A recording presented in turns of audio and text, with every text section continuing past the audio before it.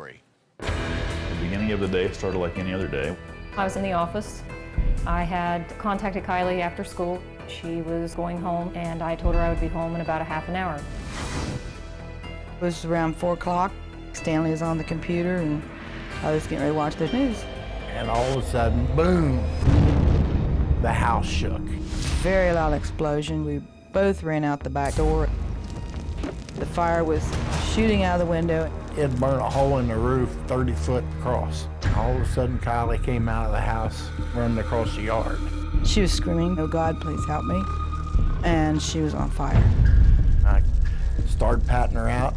Her hair started burning. So I came in the house and got water and poured it on her head.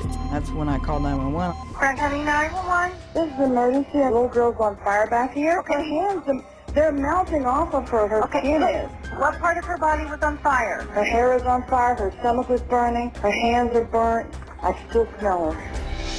When I got there, I remember the windows were blown out, and there was just flames engulfed and just blowing out of the house. And I ran over to Kylie at the neighbor's house, and I started to look at her, and her hair was so singed. All I wanted to do was hug her, and she said, "Mom, you can't touch me." She was flown by air evac to the hospital. 45% of her body was burnt. 20% of that was third-degree burns. It was so difficult because of the pain that she was in. It was excruciating. And to watch your child go through something like that, you just never in a million years imagined that you would be having to go through that. Joining us are Kylie's mother, Lori, and stepfather, Wade. And I'm so happy to report that in just 2 months, Kylie has made an incredible recovery. Who wants to meet Kylie? I know I do. For sure. Kylie, come on out and join us. Oh my God.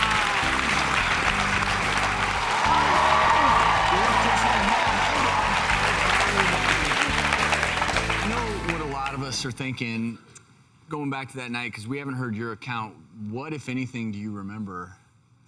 I remember going home from school, and I smelled something funny when I walked in the house, so I waited it out to see if it would go away, and it never went away. So I thought, okay, I'll light a candle. And I remember lighting the candle, and I remember the fire coming in my face, and it was really hot.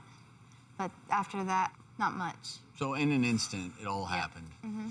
Lori and Wade, it's so difficult to watch that tape, but as parents, what went through your mind? We got to the house, and within minutes of this happening, and immediately I was freaking out. Just a parent, a mom, just watching her, what was going on. Her hair was singed, eyelashes, eyebrows, everything. And I mean, a 50% body burn. I mean, you're lucky to be alive. That is a potentially deadly injury, and then 20% third degree. And when we say third degree, that is the key, because that means your skin has been burned through the epidermis, dermis, down to your fat. That means the skin can't grow back.